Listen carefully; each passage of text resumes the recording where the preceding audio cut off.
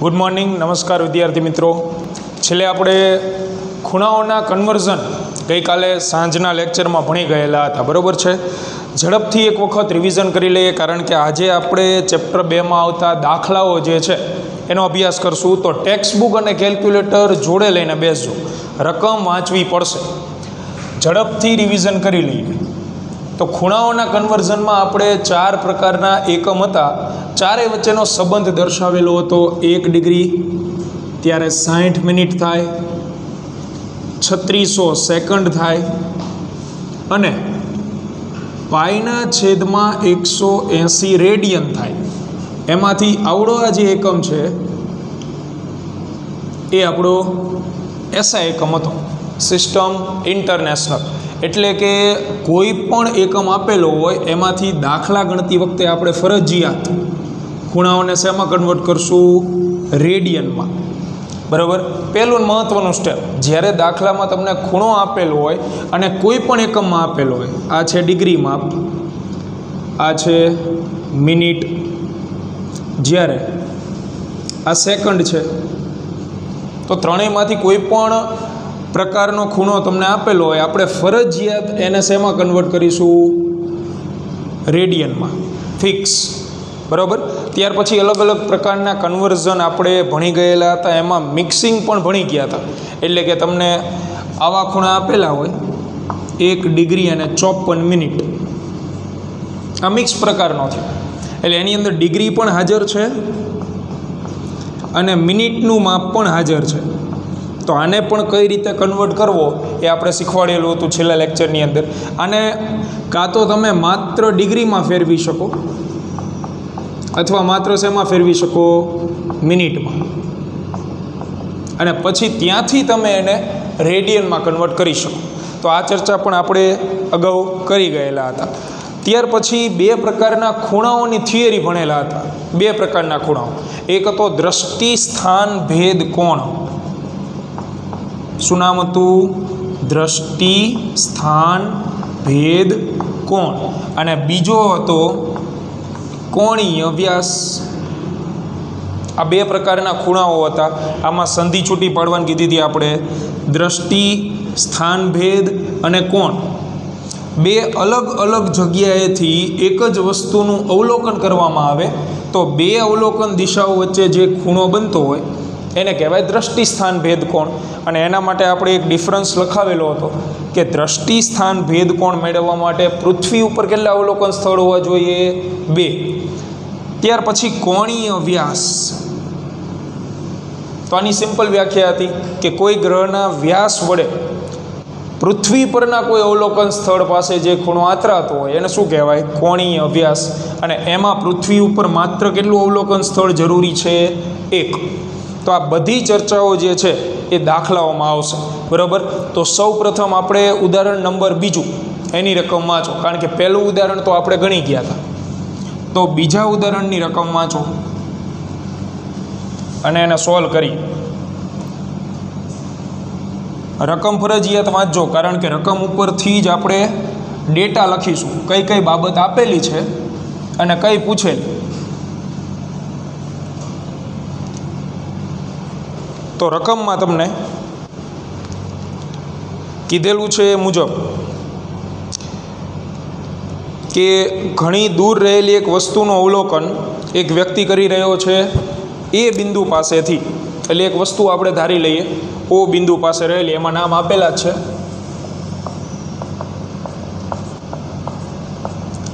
તો અહીંયા એક વસ્તુ રહેલી છે જેને આપણે કહી દઈએ ખૂબ દૂર રહેલી એક વસ્તુ, જેનું અવલોકન એ પોઈન્ટ પાસેથી કરવામાં આવે છે. તો આ છે વ્યક્તિનું પ્રારંભિક સ્થાન. એટલે અહીંયાથી ઊભા એ આ વસ્તુનું નિરીક્ષણ કરે છે. ત્યાર પછી આગળ કીધું છે કે તે જ દિશામાં રહેલ એક મિનારા એનું અવલોકન કરવામાં આવે છે. મિનારો એટલે કે ટાવર. તે જ દિશામાં, એટલે અહીંયાથી ઊભા આનું અવલોકન તો કરે જ છે, પણ એક મિનારાનું અવલોકન એ બિંદુ પાસેથી કરે છે. તો અહીંયા આપણે એક સી બિંદુ લઈ લઈએ. જે રકમમાં આપેલો મિનારો છે એ, તો પહેલી અવલોકન દિશા આપણને કઈ મળે? એસી.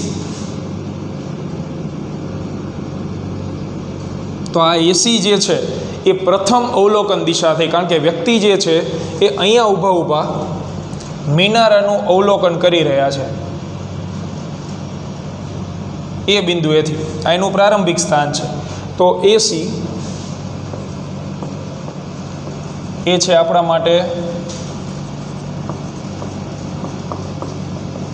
પ્રથમ અવલોકન દિશા. બરાબર. ત્યાર પછી શું કીધું છે આપણને કે વ્યક્તિ એસીને લંબ બી બિંદુ પર જઈને તે જ વસ્તુનું નિરીક્ષણ કરી રહ્યો છે. હવે જો સમજો આને, એસીને લંબ બે દિશા થાય. એસી આવી રીતે છે તો આને લંબ ચાલવાની બે દિશા થાય. કાં તો વ્યક્તિ આ તરફ ચાલી શકે અથવા વ્યક્તિ આ બાજુ ચાલી શકે. તો હવે એના માટે આને સંદર્ભ લીધેલો છે કે જે બાજુ દૂરની વસ્તુનું અવલોકન કરી રહ્યા હતા એ તરફ ચાલે છે. એટલે આના સંદર્ભમાં જો કોઈ બાળકે આ દૂરની વસ્તુ આ સાઈડ દોરેલી હોત તો વ્યક્તિ કઈ બાજુ ચાલે? આ સાઈડ. બરાબર. એટલે આ એક પ્રકારનો માત્ર સંદર્ભ લીધેલો છે, રેફરન્સ જેને કહેવાય ને એ. બાકી દાખલામાં એનું કંઈ કામ નથી. માત્ર એટલા માટે કે એસીને લંબ દિશા ચાલવાની થાય તો એસીને લંબ બે દિશા થાય. આ બાજુ પણ ચાલી શકે, આ બાજુ ચાલી શકે. તો દૂરની વસ્તુ તમે ક્યાં મૂકેલી છે એના આધારે વ્યક્તિને ચાલવાનું થશે. જો દૂરની વસ્તુ આ સાઈડ હોય તો એને લંબ આ સાઈડ ચાલવાનું થાય વ્યક્તિને. અને જો કોઈ વિદ્યાર્થી આમ દોરે, ઓ બિંદુ અહીંયા અને એ બિંદુ અહીંયા, આ છે મિનારો, તો આ પોસિબિલિટી શક્ય જ છે આ. બરાબર. તો વ્યક્તિને એસીને લંબ કઈ બાજુ ચાલવાનું થશે? આ તરફ. તો આકૃતિ પણ સાચી ગણાય અને આ પણ સાચી. ધ્યાન એટલું રાખવાનું છે કે આપણે દૂરની વસ્તુ તરફ ચાલવાનું છે. બરાબર. એટલે આને લંબ વ્યક્તિ આ બાજુ ચાલશે. ચાલો, વ્યક્તિ પહોંચી ગયો અહીંયા. એને આપણે નામ આપી દઈએ પોઈન્ટ બી. એટલે કે તે છે વ્યક્તિનું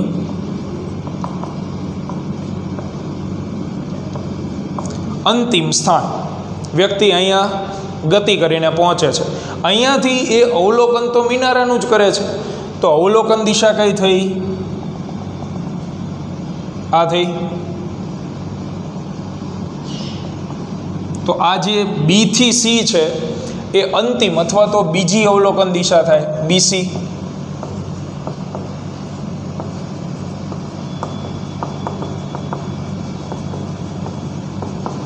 આવી રીતે બનશે આકૃતિ.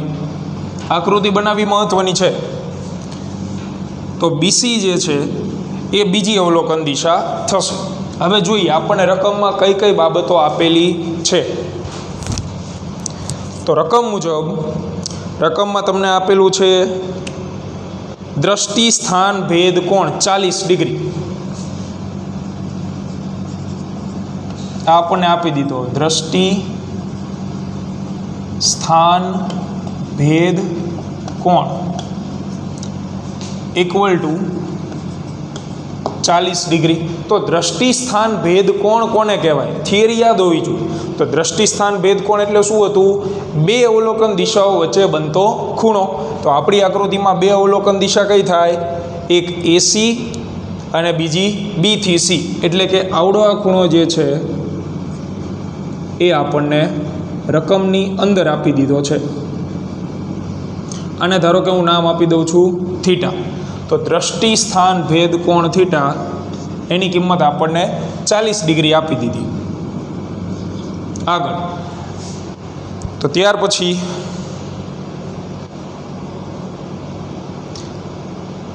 સો મીટર અંતર તમને આપેલું છે. 100 મીટર અંતર કયું? કે વ્યક્તિ એસીને લંબ ચાલે છે ને એ, એટલે આવડું આ અંતર 100 મીટર આપી દીધું છે. તો પૂછેલું શું છે આપણને કે વ્યક્તિથી મિનારાનું અંતર કેટલું હશે? વ્યક્તિથી મિનારાનું અંતર. વ્યક્તિથી મિનારાનું અંતર એટલે કે એ થી સી વચ્ચેનું જે માપ છે એ આપણે મેળવવાનું થશે. એ બી આપી દીધું આપણને રકમમાં.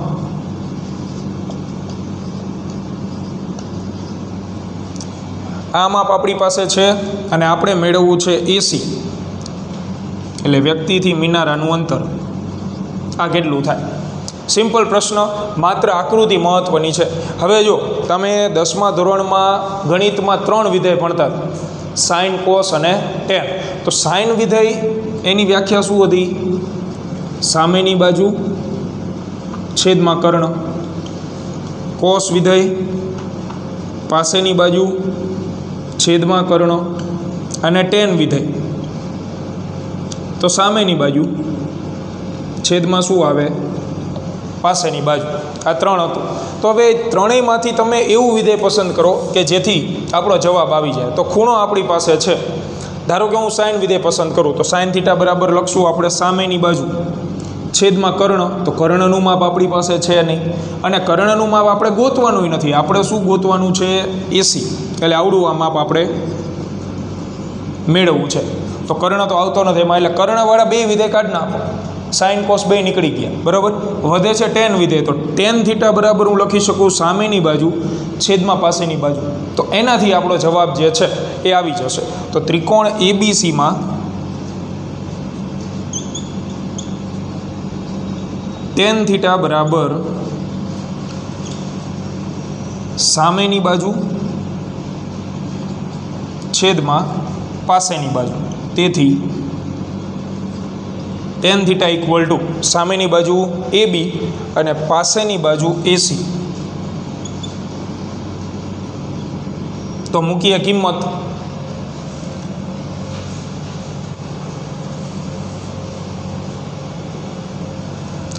તો આની અંદર થીટા બરાબર છે 40, એટલે ten 40 degree equal to AB. તો ABનું માપ છે 100 અને છેદમાં AC આપણે મેળવવાનું છે. તો AC બરાબર 100/tan 40. હવે tan 40 જે છે એ આપણા કોષ્ટકમાં નથી આવતું, બરાબર ને? 30, 60, 45, 90 આવા બધા ખૂણા આવતા હતા. તો tan 40 કઈ રીતે તમારે મેળવવું? તો tan 40ની કિંમત છે 0.8391. tan 40 0.8391. હવે આ કઈ રીતે આવે? તો એના માટે જ્યારે આપણે રૂબરૂ મળીએ, એટલે કે ઓફલાઈન ક્લાસ શરૂ થાય ત્યારે શીખવીશું. એટલે આની બિલકુલ ચિંતા કરતા નહીં કે કઈ રીતે આવી, કારણ કે આના માટે તમારે જરૂર પડશે લોગ ટેબલની. એમાં લોગ ટેબલ જો કોઈની જોડે હોય તો એમાં 2 પ્રકારના વિધેય આપેલા હોય, નેચરલ સાઇન અને નેચરલ ટેન.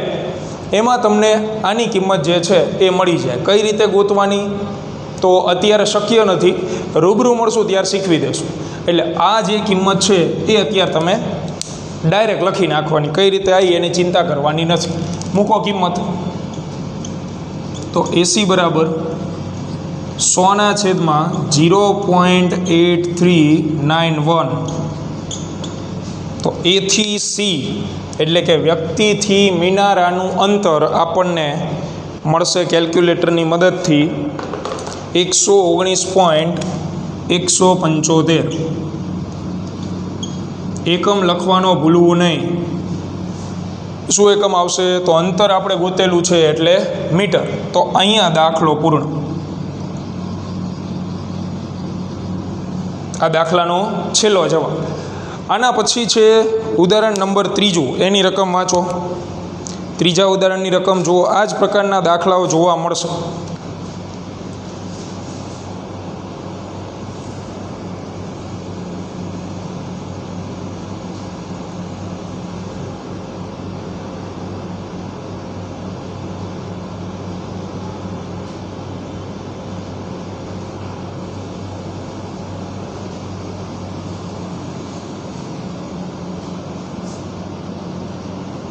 ચાલો ઉદાહરણ નંબર 3. તો એની રકમ જુઓ, એને સોલ્વ કરીએ આપણે.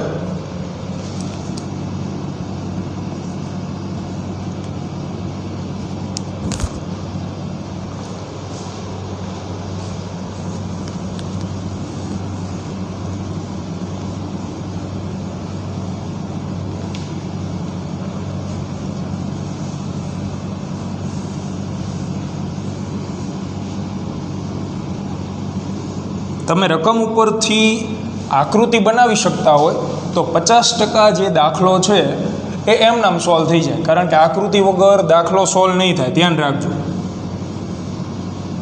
બરાબર, આ પ્રકારના દાખલાઓ જે આપણે અત્યારે ગણી રહ્યા છીએ એમાં આકૃતિ બનાવવી જરૂરી. તો ઉદાહરણ નંબર 3 જો રકમ એની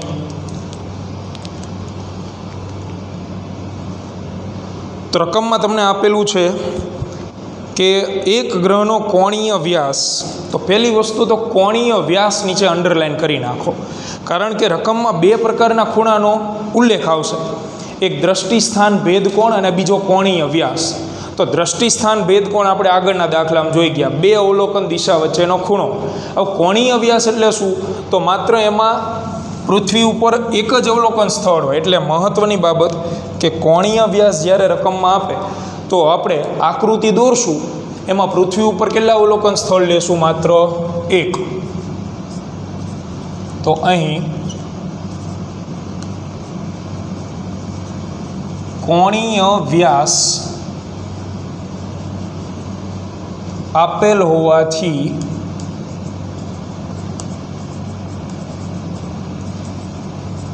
પૃથ્વી પર માત્ર એક જ અવલોકન સ્થળ હોય.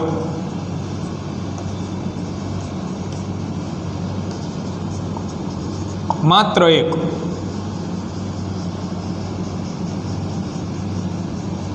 હવે જે બાળકોએ આનો લેક્ચર એટેન્ડ કરેલો હોય એને ખબર હશે, જેને નથી જોયેલો એ જોઈ લેજો, એટલે એમને આઈડિયા આવી જાય કે શું કામ આવું થાય. તો આકૃતિ દોરશું આપણે, એમાં પૃથ્વી દોરશું અને બીજો એક ગ્રહ દોરશું. તો પૃથ્વી ઉપર અવલોકન સ્થળ કેટલું લેશું? માત્ર એક જ. તો જોઈએ એની આકૃતિ. આ છે એક ગ્રહ, એને આપણે નામ આપી દઈએ પ્લાનેટ પી. અહીંયા આપણી પાસે છે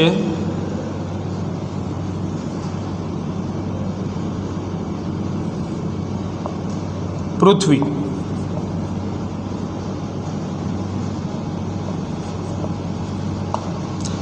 તો કોણીય વ્યાસ એની વ્યાખ્યા મુજબ શું હતું? કોણીય વ્યાસમાં જે તે ગ્રહના વ્યાસ વડે પૃથ્વી પરના કોઈ અવલોકન સ્થળ પાસે આંતરાતો ખૂણો. એટલે આ ગ્રહનો જે વ્યાસ છે એ આપણે આમ લઈ લઈએ, આને કહેવાય ગ્રહનો વ્યાસ. જેના વ્યાસાંત બિંદુઓ છે એ બી. પૃથ્વી ઉપરથી આપણે એ જ ગ્રહનું નિરીક્ષણ કરીએ છીએ. એટલે આ છે આપણા માટે પહેલી અવલોકન દિશા, અને આ છે બીજી અવલોકન દિશા. તો પોઈન્ટ સી. તો અહીંયા જે ખૂણો બને આ રહ્યો એ, આ ખૂણાને કહેવાય કોણીય વ્યાસ. ધારો કે એને આપણે કહી દઈએ આલ્ફા. બરાબર. તો આ આકૃતિ તૈયાર. કોણીય વ્યાસ એટલે પૃથ્વી ઉપર ફરજિયાત એક જ અવલોકન જે છે એ આપણે અવલોકન સ્થળ લેવાનું થશે. આગળ તો સૂર્ય આપેલો છે ગ્રહ તરીકે, આપણને સૂર્ય જ લખી નાખીએ આને સીધું. ચાલો, આ છે વ્યાસ, એને સંજ્ઞા આપી દઈએ ડાયામીટર એટલે સ્મોલ ડી. પછી સૂર્ય અને પૃથ્વી વચ્ચેનું અંતર, તો સૂર્ય અને પૃથ્વી વચ્ચેનું અંતર એટલે એ થી ઓ અથવા બી થી ઓ, એને હું નામ આપી દઉં છું કેપિટલ ડી. તો અહીંયા જે કિંમતો તમને આપેલી છે એના વિશે આપણે લખીએ. પહેલાં આપણી જે સંજ્ઞાઓ છે એને લખ નાખીએ. તો A B equal to D equal to કોણ છે? તો કે સૂર્યનો વ્યાસ. બોલો, સૂર્યનો વ્યાસ આપણને આપેલો છે તો કે ના? એ આપણે મેળવવાનો છે. ત્યાર પછી એ થી સી અથવા બી થી સી એટલે કેપિટલ ડી.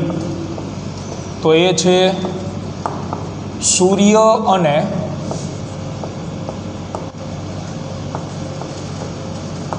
પૃથ્વી વચ્ચેનું અંતર, જો રકમમાં સૂર્ય અને પૃથ્વી વચ્ચેનું અંતર આપેલું છે તો હા 1.496 10⁻11 મીટર, 1.496 10⁻11 મીટર આપી દીધું છે આપણને. ત્યાર પછી કોણીય વ્યાસ એટલે ખૂણો જે આપેલો છે 1920 સેકન્ડ, આર્યો નહીં, કોણીય વ્યાસ આપણને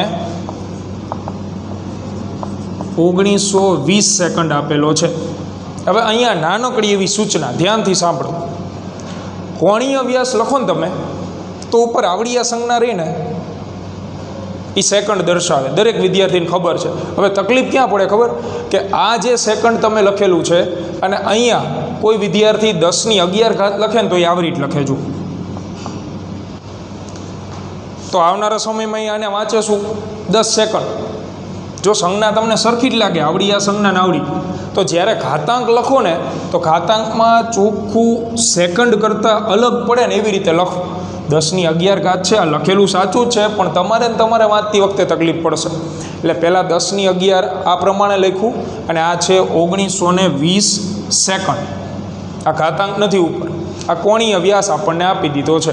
તો હવે આપણે મેળવવાનું છે સૂર્યનો વ્યાસ એટલે આર્યો. તો ત્રિકોણ બને છે, ત્રિકોણમાં બે જ હોય, એક કાટકોણ ત્રિકોણ બનતો હોય અને બીજો સાદો ત્રિકોણ બનતો હોય. જ્યારે કાટકોણ ત્રિકોણ બનતો હોય ત્યારે તમે વિધેય વાપરી શકો, પાયથાગોરસ વાપરી શકો, પણ સાદો ખૂણો બનતો હોય અથવા સાદો ત્રિકોણ બનતો હોય તો એમાં એક જ વસ્તુ આવે, ચાપ બરાબર ખત્રી, ખૂણો ગુણ્યા ત્રિજ્યા. તો આપણે એનો જ ઉપયોગ કરીશું. આ સાદો ત્રિકોણ છે, કાટકોણ ત્રિકોણ નથી. તો સાદા ત્રિકોણ માટે શોર્ટકટ આપેલી છે, ચાપ બરાબર ખૂણો ગુણ્યા ત્રિજ્યા. તો આકૃતિ ઉપરથી મૂકો, તેથી આકૃતિ પરથી ચાપ તરીકે કોણ ગણાય, AB, આ ચાપ ગણાય. ઇક્વલ ટુ ખૂણો કોણ ગણાશે, તો કે આલ્ફા એટલે કોણીય વ્યાસ, અને ત્રિજ્યા તો ત્રિજ્યા ગણાશે AC, A થી C વચ્ચેનું અંતર. સંજ્ઞાઓ મૂકી દઈ, ABની જગ્યાએ small d equal to alpha ગુણ્યા કેપિટલ D. જે મેળવવાનું હોય એને કરતાં બનાવો. મેળવવાનું શું છે, આપણે સૂર્યનો વ્યાસ જ મેળવવાનો, સ્મોલ d. તો ઓલરેડી કરતા છે. આને કહી દો સમીકરણ નંબર 1. હવે કિંમત તો બંનેની આપેલી છે, આલ્ફા અને ડી, આર્યુ આલ્ફા અને આ ડી. પણ મેં સૂચના હમણાં કીધી, ખૂણાઓ જ્યારે આવે તો ખૂણાઓને ફરજિયાત શેમાં ફેરવશું આપણે, તો ખૂણાનો એસઆ એકમ શું છે, રેડિયન. એટલે ફરજિયાત આપણે ખૂણાને શેમાં ફેરવવા પડે, રેડિયનમાં ફેરવવા પડે. જેમ કે જો આ અંતર મને કિલોમીટરમાં આપેલું હોત ને તો હું ફરજિયાત એને શેમાં લખે, મીટર. સમય તમને કલાકમાં આપેલો હોય તો એને તમારે શેમાં લખવો પડે, સેકન્ડમાં. એસઆ એકમમાં ફેરવવું જરૂરી છે. તો ખૂણાને એસઆ એકમમાં ફેરવવો જરૂરી, ફરજિયાત એસઆ એકમમાં ફેરવવો પડે. આ નિયમ છે, એના વગર ચોપડી મુજબ જવાબ નહીં આવે.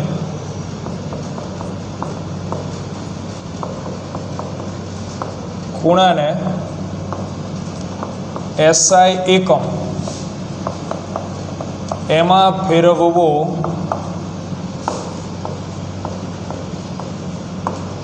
જરૂરી છે. જો તમને ઓલરેડી એસઆઈ એકમ આપી દે તો કોઈ પ્રશ્ન નથી.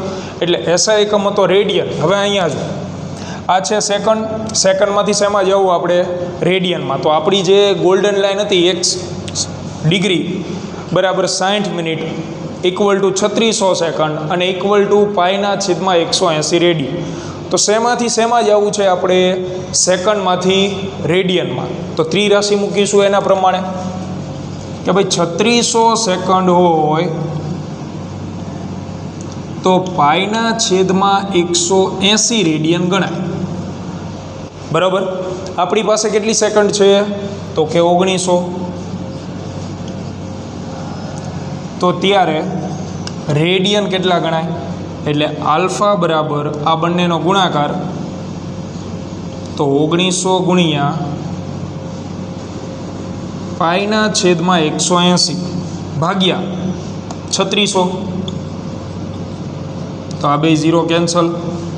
180 क्या आवतुं रहेशे नीचे छेदमां, तो आल्फा बराबर तो के 19 गुणिया 3.14 180 छेदमां आवी जाए एटले 36 गुणिया 180।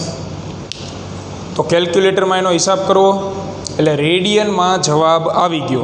तो ए आपणने हजी खूणो मळे छे, तो एनो जवाब आवशे 0.00930 0.00930।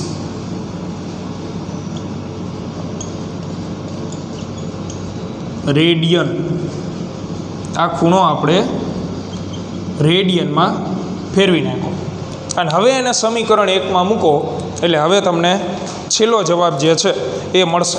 तो आवा दाखलामां बे ज रीत, एक तो चाप बराबर खूणो गुणिया त्रिज्या अने बीजुं खूणो शेमां होवो जोईए फरजियात रेडियन में होवो जोईए।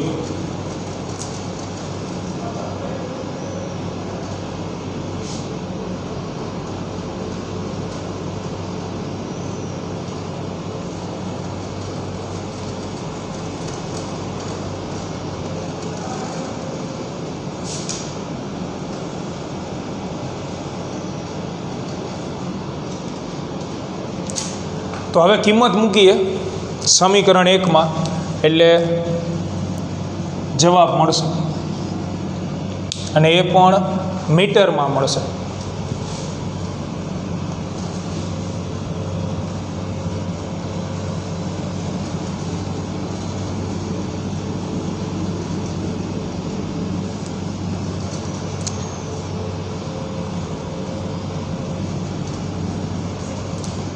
तो मूकीए समीकरण नंबर 1 में।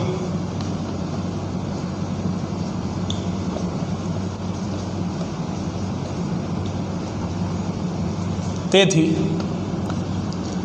डी इक्वल टू आल्फानी जग्याए आपणने केटला मळ्या छे हवे 0.00930 ज्यारे डी एटले अंतर, तो अंतर छे 1.496 10⁻11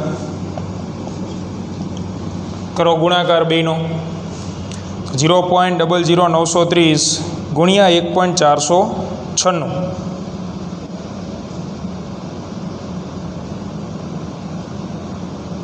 तो जवाब आवशे 0.039 10⁻11 मीटर। तो आ આવી ગયો આપણા દાખલાનો અંતિમ જવાબ। ત્યાર પછી આગળનો દાખલો છે સ્વાધ્યાયનો 2.24 કોપી આના જેવી જેવી કોઈ જ ફેરફાર નહીં, રકમ જોવો એટલે આઈડિયા આવી જશે। સોલ્વ કરીએ 24 નંબરનો દાખલો સ્વાધ્યાયનો।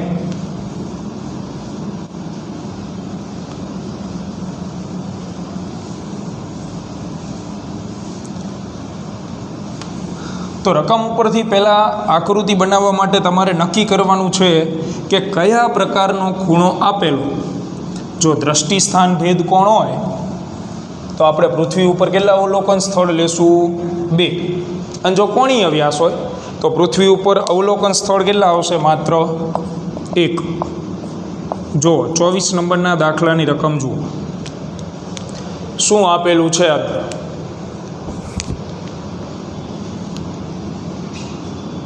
तो रकम में पहला आइडेंटिफाई करो कोणीय व्यास है कि दृष्टि स्थान भेद कोण। तो अहींया तमने कोणीय व्यास ज आपेलो छे।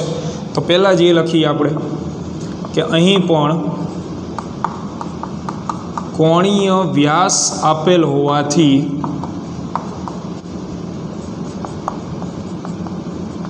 पृथ्वी पर मात्र एक ज अवलोकन स्थल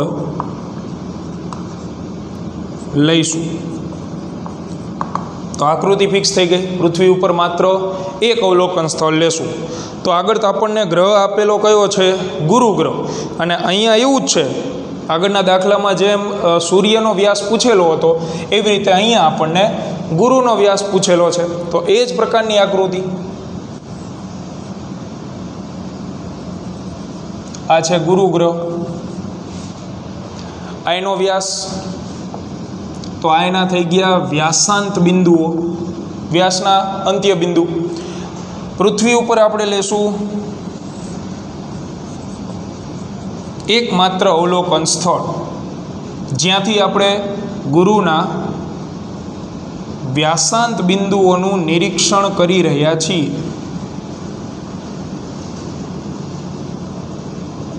આ રીતે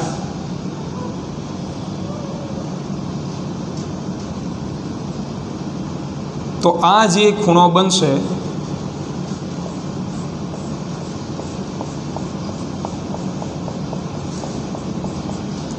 એ કયો ખૂણો બનશે? કોણીય વ્યાસ બનશે કે દ્રષ્ટિ સ્થાન ભેદ કોણ? તો એક જ અવલોકન સ્થળ છે એટલે કોણીય વ્યાસ, અહીંયા નામ આપી દઈએ પી, તો કોણીય વ્યાસ આલ્ફા.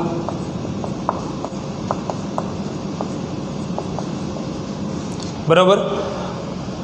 આ વ્યાસ છે એને હું સ્મોલ ડી નામ આપી દઉં અને ગુરુથી પૃથ્વીના અંતરને આપણે કહી દઈએ કેપિટલ ડી. હવે જે બાબતો આપણને આપેલી છે એ લખી નાખીએ.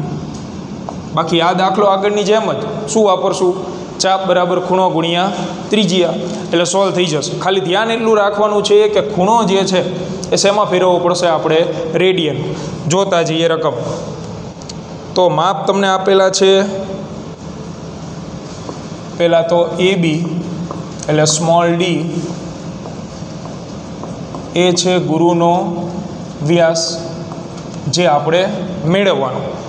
પછી અંતર આપેલું છે 824.7 મિલિયન કિલોમીટર. જો એસઆઈ એકમમાં ફેરવવું પડશે આને તો પહેલાં એ થી પી એટલે કેપિટલ ડી, તો એ છે ગુરુથી પૃથ્વીનું અંતર. તો અંતરનો એસઆઈ એકમ હતો મીટર.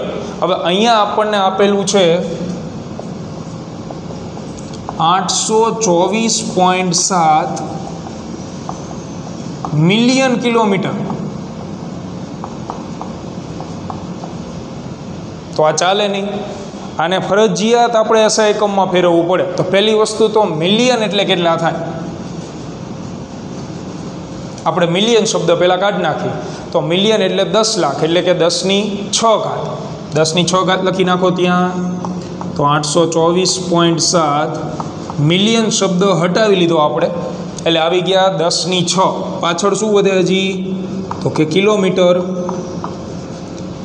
કિલોમીટરને આપણે કાઢવું છે. કિલોમીટરની જગ્યાએ કેટલી ઘાત લખાય? 10 ની 3. તો 824.7 10 ની 6 આ તો હતું જ. કિલોમીટરને આપણે મીટરમાં ફેરવીએ એટલે 10 ની 3 મીટર. તો આધાર સરખો ઘાતાંકનો સરવાળો એટલે થઈ જશે 824.7 10 ની 9 મીટર. આ રીતે એસઆઈ એકમમાં આપણે અંતર જે છે એ ફેરવી નાખ્યું. બરાબર, ફેરવવું જરૂરી.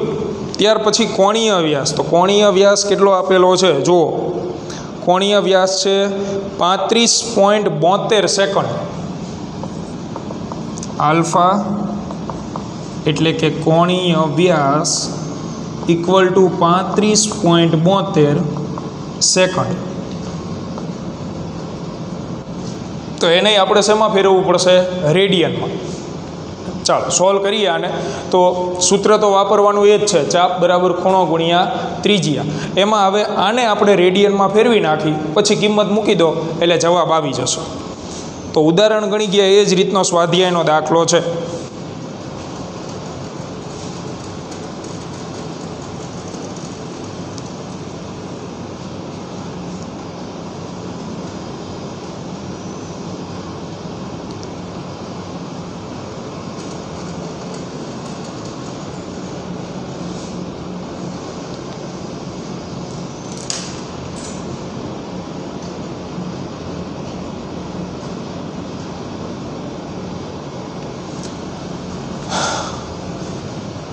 મૂકી કિંમત.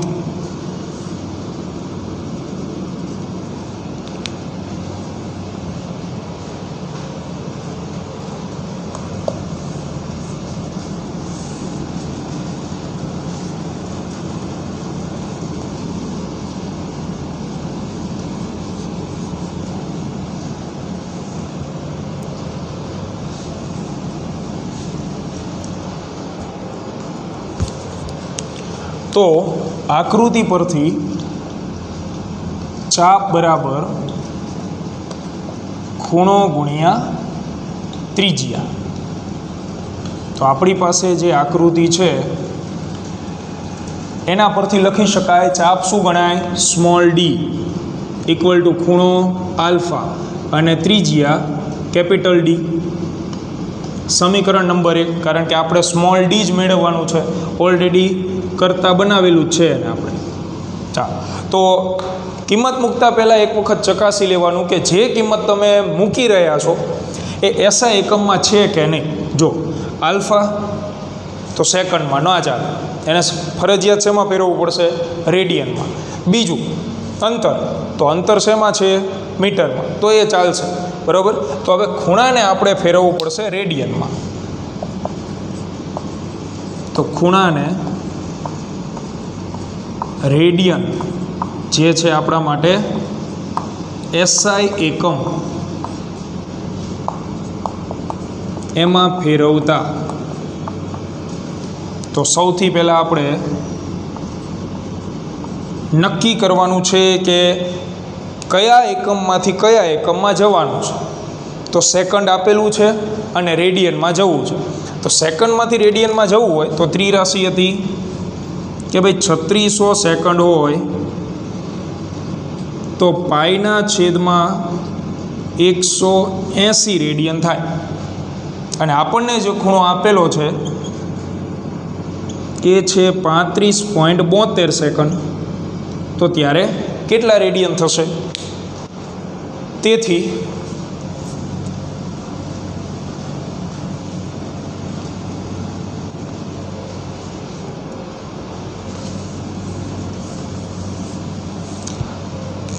આલ્ફા બરાબર આ બંનેનો ગુણાકાર એટલે 35.72 ગુણ્યા પાઈના છેદમાં 180 ભાગ્યા 3600 આવી રીતે થઈ જાય. આમાં આ 180 છેદમાં આવતા રહેશે તો 35.72 પાઈની જગ્યાએ 3.14 ભાગ્યા 3600 ગુણ્યા 180. તો કેલ્ક્યુલેટર વાપરતા શીખવાડેલું આપણે. 35.72 ગુણ્યા 3.14 ભાગ્યા 3600 અને ભાગ્યા 180 કરવાના, ગુણ્યા ન કરતા. અહીંયા વંચાશે ગુણાકાર, પણ હકીકતમાં એ પદ જે છે એ છેદમાં ગણાય. એટલે આ બંનેનો ગુણાકાર ભાગ્યા 3600 અને ભાગ્યા 180 કરવાનું છે, તો તમને આલ્ફા મળશે. જોઈ કેટલો આવે છે? તો એનો જવાબ તમને મળશે 0.0001730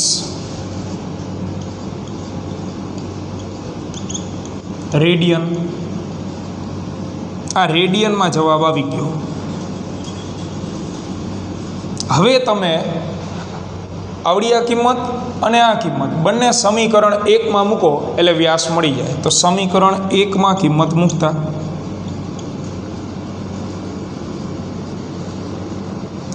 તો સમીકરણ નંબર 1માં આપણે કિંમતો મૂકીએ.